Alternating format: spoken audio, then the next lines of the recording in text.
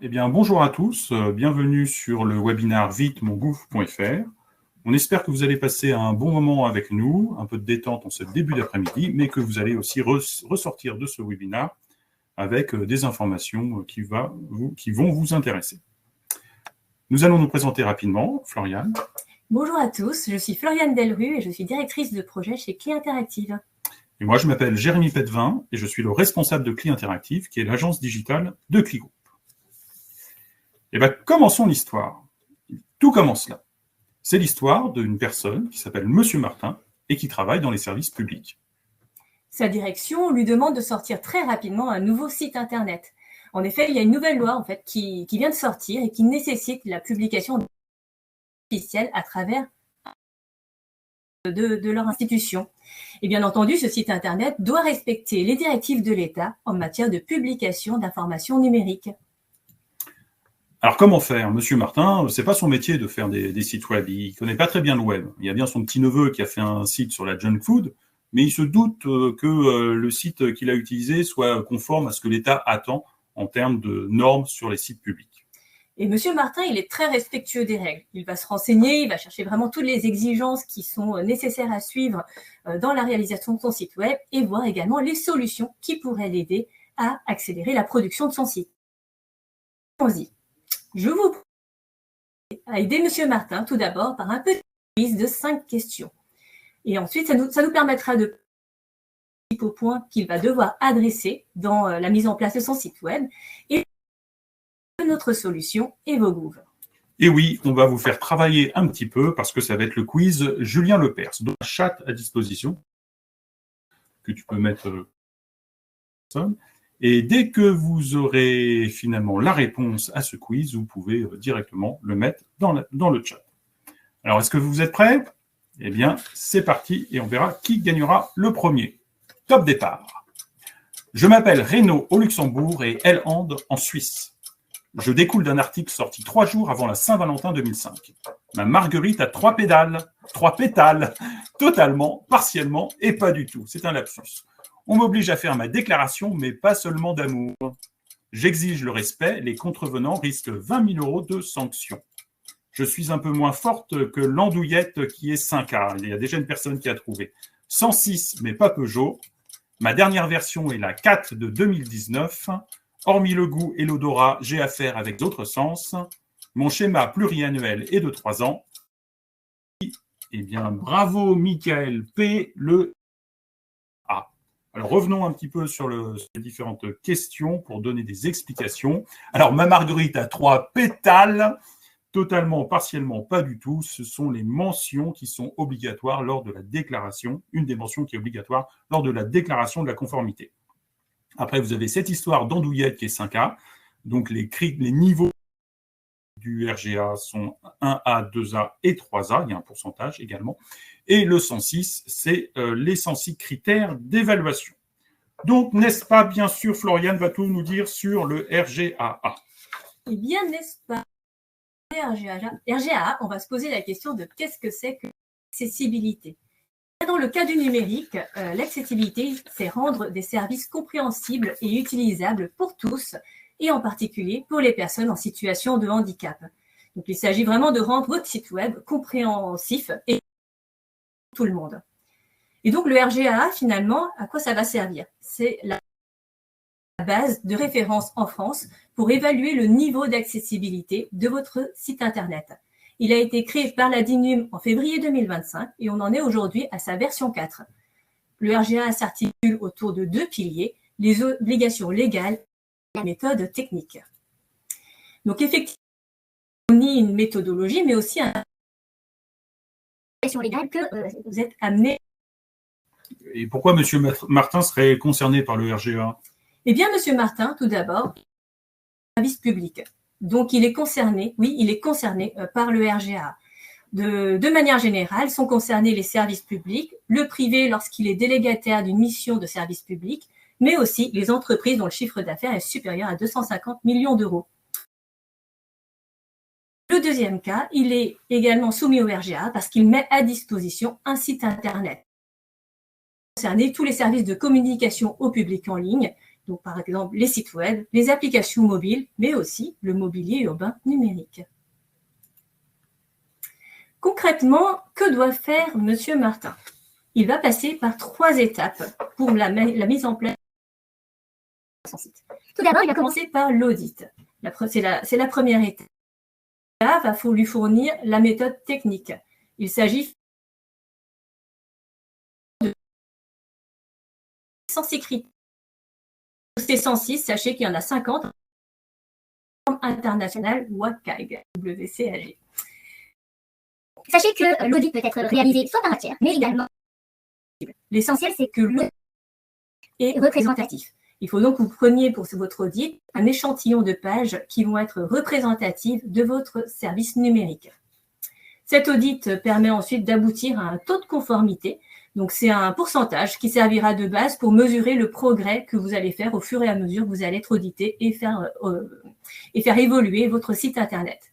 Ce taux indique le pourcentage de critères respectés ou un niveau moyen de conformité du service en ligne. Ensuite, vous devez procéder à la déclaration. La déclaration, c'est le résultat de l'évaluation effective de la conformité de votre service.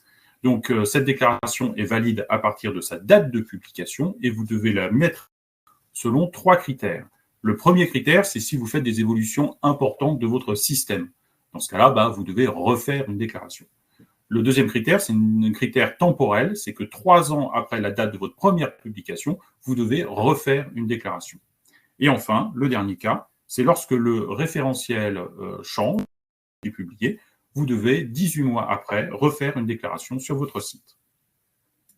Et la dernière étape, c'est la publication.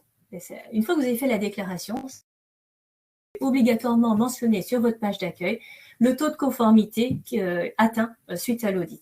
Donc, totalement conforme 100%, partiellement conforme si vous êtes supérieur à 50% et non conforme si vous n'avez soit pas d'audit réalisé, soit inférieur à 50%.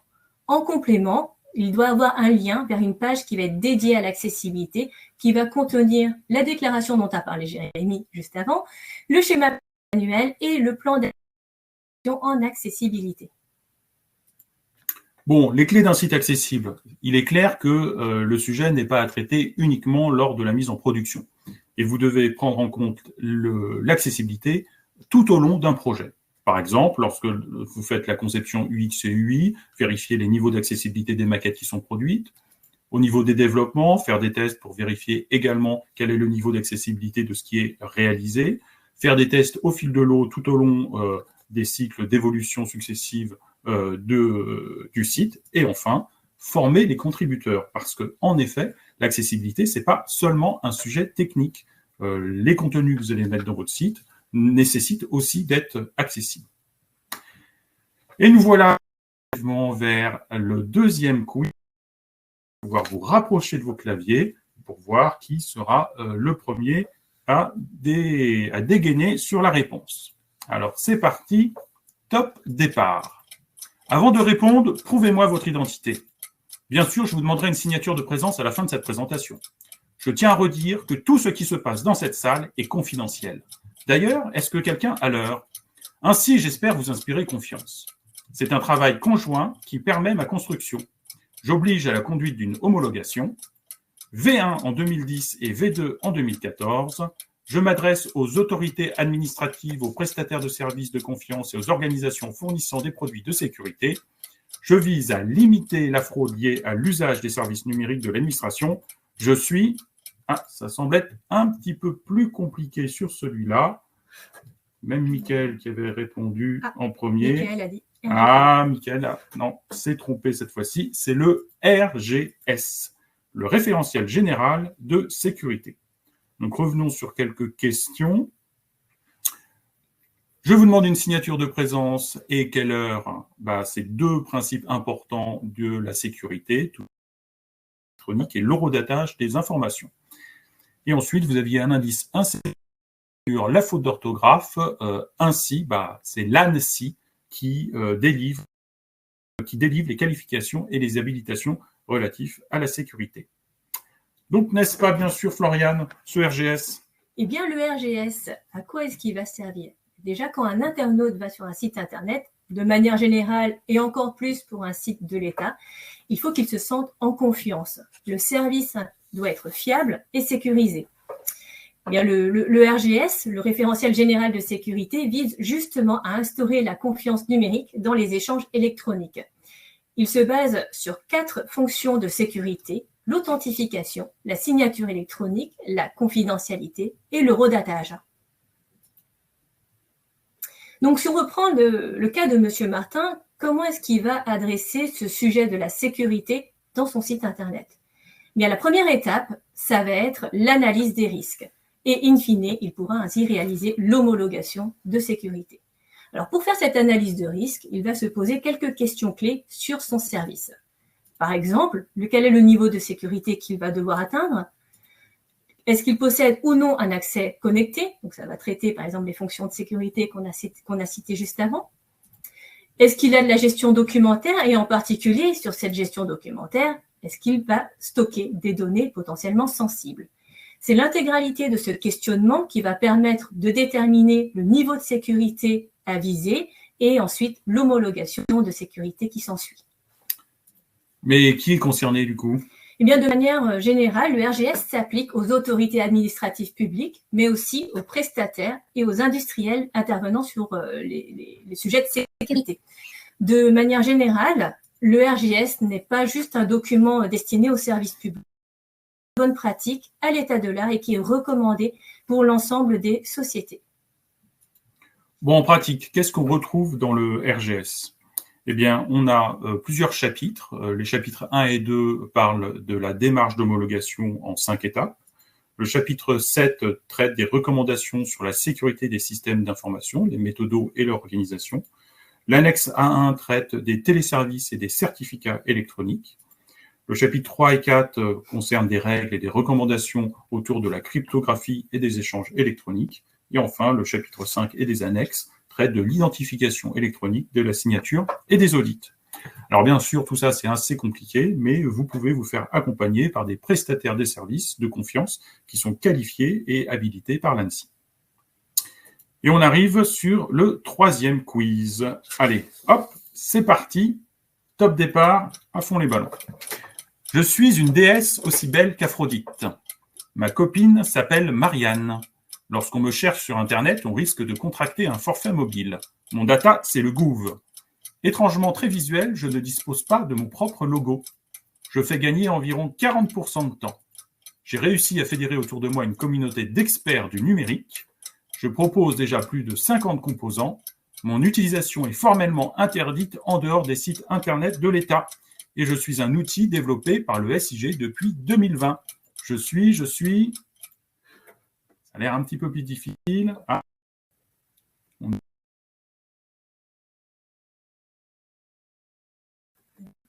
DSFR. Bravo.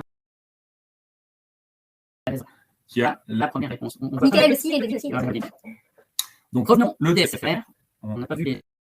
On les aura la prochaine fois. Alors, où on en est sur le DSFR. Alors, on va faire un petit zoom sur « Je suis une déesse aussi belle qu'Aphrodite ». Alors là, il y a un jeu de mots, le DS, un design system. Ma copine s'appelle Marianne. Oui, la Marianne, c'est le logo de la marque. Et enfin, lorsqu'on me cherche sur Internet, et oui, si vous tapez DSFR sur Internet, vous tombez très probablement sur SFR. Voilà. Donc, n'est-ce pas, bien sûr, Floriane, le DSFR? Alors donc, le DSFR, eh bien, pour bien comprendre le DSFR, on va adresser 3 questions. Déjà, qu'est-ce que c'est qu'un design system? Système, ça signifie en fait design, système de design en français. S'il s'agit d'une approche par composant réutilisable de la conception UX/UI. On a un design system qui va en fait définir l'ensemble des règles, des normes à appliquer dans un service numérique. Par exemple, vous allez retrouver le style des boutons qui est autorisé, les couleurs autorisées selon certains cas de figure, la titraille, les niveaux de titre, etc. C'est finalement une sorte d'extension de charte graphique et qui est appliquée au numérique. SFR, qu'est-ce que c'est?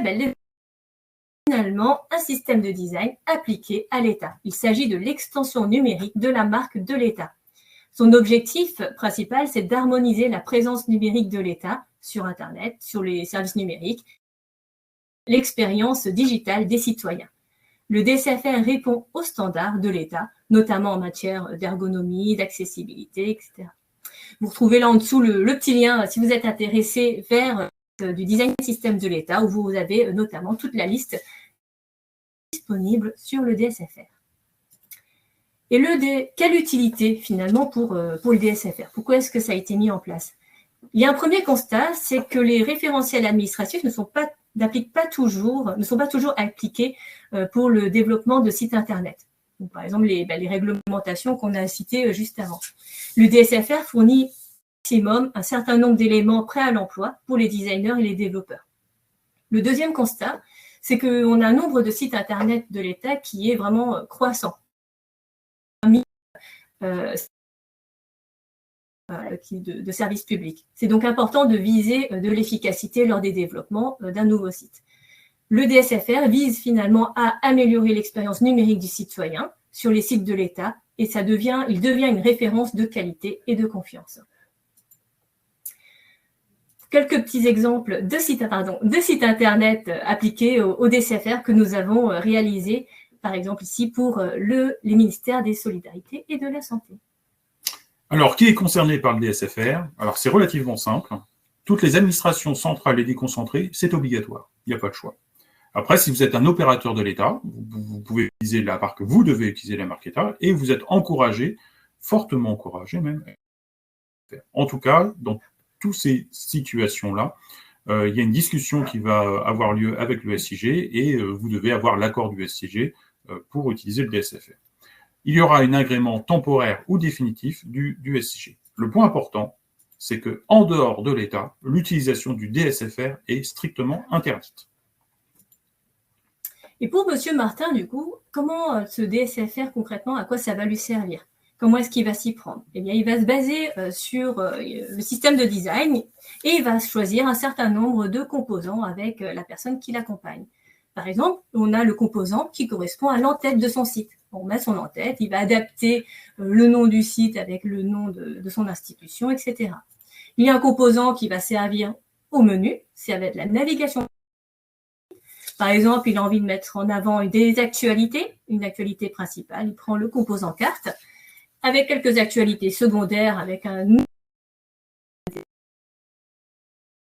page qui est standardisé également dans le design système de l'État. Il s'agit finalement de faire une sorte de conception par Lego des différents modules qui sont disponibles dans le DSFR. On voit bien que ça permet d'un...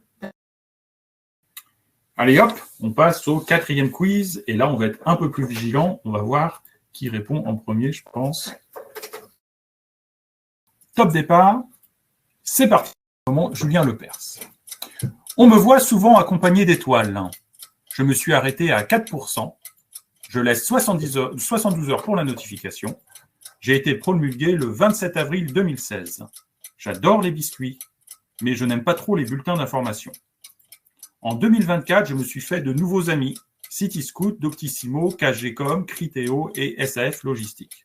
Ma naissance précède de peu le scandale Facebook Cambridge Analytica. Mon article 39 définit des missions pour un DPD. Je redonne aux citoyens le contrôle de leurs données personnelles. Et je suis, alors dans le chat, est-ce qu'on a eu des cookies RGPD? Agnès, bravo, Agnès en première sur le RGPD. Donc le RGPD, en effet, en général, de la protection des données. Revenons sur quelques questions. Et oui, c'est un règlement européen.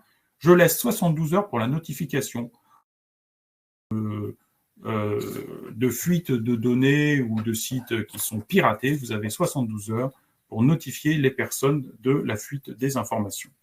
Et enfin, je n'aime pas trop les bulletins d'information. J'adore les biscuits, c'est parce que les cookies sur les sites Internet, mais je n'aime pas trop les bulletins d'information parce que c'est grâce au RGPD que lorsque vous avez un formulaire de contact, la petite case à cocher qui est en dessous pour les newsletters n'est pas cochée par défaut. Donc, n'est-ce pas, Bien sûr, Floriane, le RGPD. Bien sûr, Jérémy. Le RGPD, le RGPD, c'est le règlement général sur la protection des données, comme tu viens de le dire. Il est dans la continuité de la loi française informatique et liberté de 1978. Il s'agit finalement de renforcer le contrôle de ses propres données pour le citoyen. Et il permet d'harmoniser les règles dans le cadre les règles juridiques dans l'UE de manière générale, au niveau des traitements des données, et ça offre un cadre unique pour les professionnels. Bon, rapidement, un petit rappel de ce que c'est qu'une donnée personnelle. Alors, vous avez des données personnelles directes ou indirectes. Une donnée personnelle directe, c'est votre nom, prénom. Ça permet de vous identifier directement. Mais vous avez plein de données personnelles qui sont indirectes. Par exemple, une empreinte digitale ou un numéro de facture, un numéro d'abonné.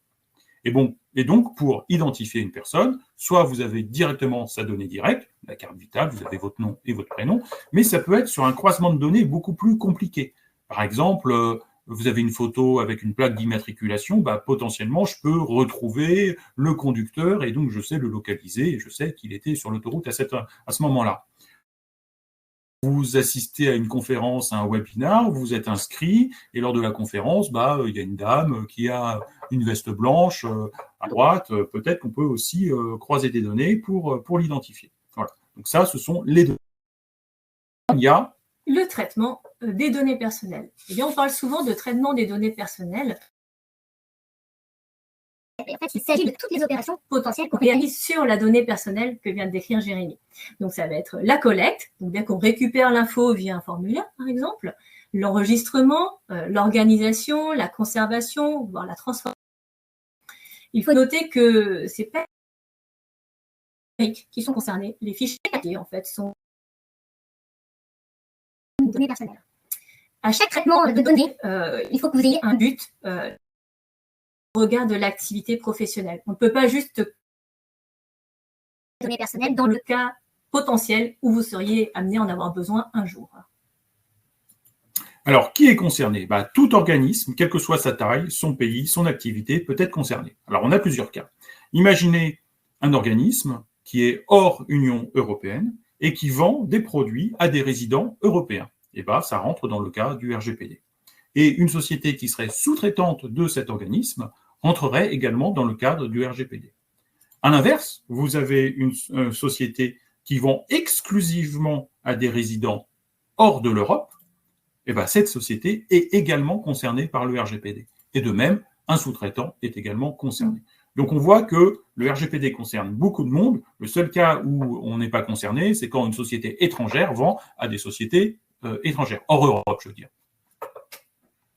Alors, 4 actions pour avoir une bonne direction dans le RGPD. Premièrement, il faut recenser vos fichiers et vous devez établir un registre des traitements de données que vous faites chez vous. Deuxième point, faites le tri dans vos données. La plupart du temps, il y a quelques années, les formulaires étaient très riches, on demandait des informations qui n'étaient pas forcément utilisées. Donc si vous n'avez pas besoin des données, ce n'est pas la peine de les conserver.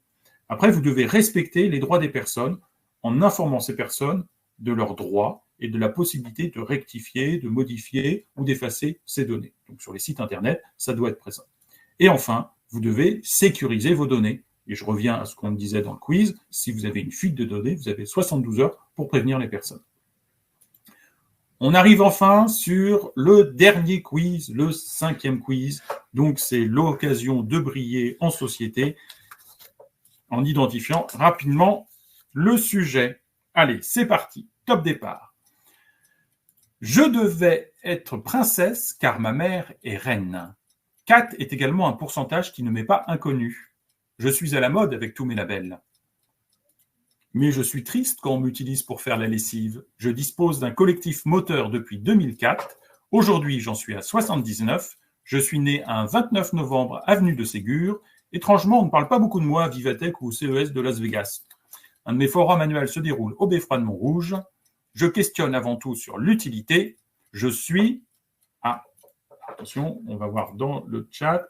Laurent, bravo, le RGESN. Je suis le général d'éco-conception des services numériques. Revenons sur quelques points. Je devrais être une princesse car ma mère est reine. Rennes, c'est la première loi qui a été publiée, la loi visant à réduire l'empreinte environnementale du numérique, donc du 15 novembre 2021. Je suis triste quand on m'utilise pour faire la lessive, et oui, en effet, on fait référence au greenwashing. Je dispose d'un collectif moteur depuis 2004. Oui, le collectif très moteur dans ce domaine-là, c'est Green IT. Et étrangement, à Vivatech et au CES de Las Vegas, on parle principalement des écrans qui sont de plus en plus grands ou transparents pour mettre sur un mur, et on ne sait pas pourquoi ça doit être transparent, mais en tout cas, on ne parle pas du tout d'éco-conception des services numériques. Donc, n'est-ce pas, bien sûr, Floriane? Bien sûr, Jérémy. Donc, le RGESN, qu'est-ce que c'est? Comme le disait Jérémy, le référentiel général d'éco-conception de services numériques. Ce n'est pas juste une méthode pour rechercher de l'optimisation, de l'efficacité, de l'efficience. Le RGESN invite à aller plus loin, à réfléchir en amont, même du service en lui-même, à son utilité, à sa pertinence. C'est une réflexion plus globale sur l'usage des technologies.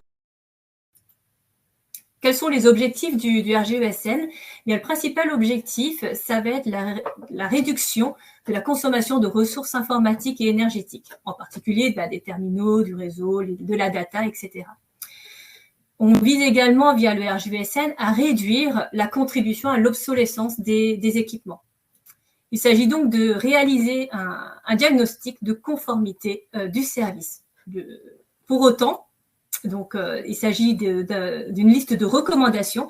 Aujourd'hui, il n'y a aucun label ni certificat qui se base sur ce référentiel, contrairement au RGA où vous avez un pourcentage, un taux officiel sur lequel vous pouvez communiquer.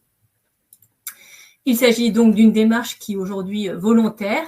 Donc, il s'agit de rentrer dans la démarche et d'être vraiment dans un processus d'amélioration continue. Et donc, pour Monsieur Martin, pour Monsieur Martin, oui. Monsieur Martin, quelles sont les thématiques qu'il va devoir aborder dans le cadre du RGESN? Bien, pour Monsieur Martin, il va devoir, comme pour le RGA, l'appliquer tout au long du projet. D'ailleurs, l'accessibilité, en vrai, c'est un sujet qui est abordé dans le spectre plus large du numérique responsable. Donc, le RGESN, si on revient dessus, on a 8 thématiques principales qui vont être adressées. Stratégie, donc, comme je vous le disais, on est très, très en amont. Au niveau des spécifications, de la conception ergonomique et graphique, les contenus en eux-mêmes qui vont être produits, la partie technique avec le back-end et le front-end, mais également côté serveur avec les infrastructures d'hébergement. Et maintenant, après cette longue introduction, on va revenir à l'histoire de Monsieur Martin. Donc Monsieur Martin, rappelez-vous, il doit faire un nouveau site. Mais on comprend que il doit prendre en compte un ensemble de règles, et même sur un site simple, la première marche est importante. Donc on peut se poser la question, est-ce viable de refaire ce travail pour chaque site? Eh bien non, la réponse c'est non. On a la solution pour aider Monsieur Martin. Notre solution, c'est EvoGouv. Alors EvoGouv, qu'est-ce que c'est? C'est un socle qui est basé sur des technologies open source que nous avons développées pour expérience sur des réalisations de sites internet grand public. Donc, on est sur une solution qui respecte les normes de l'État et qui est donc dédiée aux services publics. Elle est déployable dans le cloud ou on-premise si vous le souhaitez et délivrable clé en main sous 2 mois. Vous avez une autonomie totale sur la contribution, sur l'administration du site une fois livré. Et vous avez la possibilité, grâce à sa flexibilité, de compléter le socle éditorial par des évolutions complémentaires si besoin. Quelle est la genèse un peu de ce projet d'EvoGouv qu'on a mis en place? Eh bien, tout a commencé avec notre client, l'ADICOM, au ministère sociaux. En fait, on a travaillé avec l'ADICOM sur le développement d'un socle de site web pour qu'il respecterait toutes les normes de l'État et le design system de l'État. Et donc, on a mis en place, vous voyez là quelques exemples à l'écran, et un certain sur ce socle, qui a permis d'accélérer grandement la mise à disposition de nouveaux sites sites éditoriaux. À titre d'exemple, grâce à ce socle, on a pu mettre en place sous 2 semaines, avec des enjeux forts de communication, un nouveau site Internet. Donc, fort de cette expérience, on a pu développer une solution générique dédiée au service public et qui respecte les normes et qui est compatible avec le DSFR. Elle permet l'industrialisation de sites web tout en laissant de la flexibilité et de l'autonomie pour les contributeurs. Alors maintenant, on va revenir sur les différentes normes. Et d'abord, la sécurité. Comment on prend en compte la sécurité dans EvoGouv? Alors, le socle ne fait pas tout, c'est clair. Donc déjà, on va vous orienter vers un hébergeur de confiance. Ça, c'est le premier point. Le deuxième point, c'est que la solution EvoGouv, elle a été construite en prenant des solutions qui sont validées par l'État et qui sont des standards de l'État.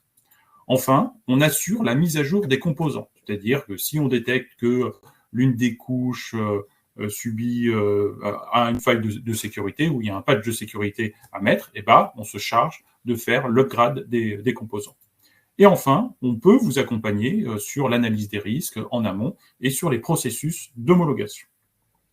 Donc là, c'était le sujet sécurité. On a un deuxième point, c'est la DSFR. Donc la solution EvoGouv qui a été développée se base, je le précise, on l'a pas dit, sur un socle Drupal. Donc le Drupal, c'est un outil de gestion de contenu qui est open source. Afin de simplifier l'intégration de sites DSFR, on a développé un thème spécifique Drupal qui intègre les sources du SIG, donc le HTML, le CSS et le JS. Lors d'une mise à jour, on peut ainsi intégrer facilement une nouvelle version du DSFR. Donc, on a un thème qui est natif DSFR et qui récupère directement les sources. À partir de là, les pages du site sont construites en utilisant les composants natifs du DSFR. Donc, on est vraiment dans le cas de figure. On va prendre par exemple, les composants cartes, les composants en tête, etc., qu'on a vu dans l'exemple précédent avec Monsieur Martin, pour construire les différentes pages de votre site. Et quid de l'éco-conception? Et donc là, de même, le socle amène la bonne direction, mais la technique ne suffit pas. Donc, autour du RGESN, déjà, on va vous proposer une méthode. Par exemple, lorsqu'on va décrire avec vous des user stories, on va y ajouter les mentions en veillant, en se limitant à. C'est-à-dire qu'on est dans le cadre de ce qu'on appelle les responsables citizen stories. On va aussi vous apporter de l'expertise. Travailler avec des équipes qui savent ce qui est coûteux en termes de poids sur les machines, sur les serveurs, sur les flux, ça permet de limiter l'empreinte carbone. On va aussi sensibiliser les équipes, alors nos équipes et vos équipes également. De la formation, de l'accompagnement, sensibiliser à travers la réalisation de fresques du numérique, du climat, puis du numérique. Et enfin, et c'est quasiment le premier point le plus important, c'est que l'on va se questionner sur l'utilité de service. Il faut que ce ait une raison d'être pour qu'il soit validé et qu'on développe un système numérique dessus. Voilà les différents éléments qui vont accompagner EvoGouv pour être respectueux du RGESN. Donc RGESN, et maintenant parlons RGPD. Donc le prochain volet, c'est la protection des données. Qu'est-ce que EvoGouv propose? On propose déjà un module de gestion des cookies, un peu la base, pour accepter ou non les cookies. Le service n'est pas activé tant que l'utilisateur n'a pas donné son approbation. Par exemple, pas de vidéo YouTube si l'utilisateur n'est pas d'accord. La solution intègre également des services statistiques. Alors, on se connecte avec les outils statistiques classiques du marché, Matomo, Lerian, etc. On préfère actuellement des solutions Matomo puisque Google Analytics atteint Internet sous son fleuron américain. Donc, dans le cas, par exemple, de Lerian, qui était relativement nouveau, on a pu développer et contribuer à la communauté Drupal via un module spécifique que nous avons mis à disposition. Par nos clients. Grâce à EvoGouv, donc toute une solution de gestion éditoriale et qui vous permet donc d'ajouter facilement à toi dont vous avez besoin. Les mentions légales dans le etc. Donc ça, vous avez entièrement la main pour pouvoir gérer ces éléments. Et enfin, de manière générale, on va éviter de stocker de la donnée personnelle dans le site, sauf si c'est vraiment nécessaire. Dans ce cas, on va vous accompagner pour voir quelles sont les solutions à mettre en place et surtout les bonnes dispositions à prévoir. Par exemple, si on est amené à stocker de la donnée, il faut prévoir la suppression de la donnée. Si c'est des newsletters, prévoir un mécanisme de désinscription, etc. Et enfin, et l'accessibilité. Donc, bien entendu, pour l'instant, le socle est compatible avec les normes d'accessibilité, mais il Donc, le DSFR, ça permet d'avoir une conformité graphique qui aide au respect de la norme, mais lors du paramétrage et de la finalisation, il faut toujours faire ces audits et vérifier l'accessibilité. D'un point de vue technique, donc, c'est le passage des audits. Et au niveau de la formation, ce que je disais tout à l'heure, il faut former les personnes à faire de la contribution de contenu qui soit également accessible. Donc, ces différents éléments montrent que, avec cette solution EvoGouv, on n'est plus dans une situation de départ arrêté pour la production d'un nouveau site, mais on va pouvoir rapidement être dans un paramétrage de cette solution pour produire un site qui respecte les différentes normes. On est arrivé au bout de la présentation, 36 minutes. Nous sommes dans le bon tempo et on va pouvoir prendre des questions. Alors, la dernière que je vois dans la liste, c'est Drupal V10. Oui, Drupal V10. Drupal V10, et puis V11, V12. Les mises à jour sont... On suit les mises à jour classiques avec EvoGouv. Si vous avez des questions, n'hésitez pas. Alors, peut-être qu'on va reprendre le fil. Est-ce qu'il y a eu des questions C'était les réponses au quiz. C'était les réponses au quiz. Bonjour Linda, bienvenue. Linda, il y a un petit problème technique, apparemment.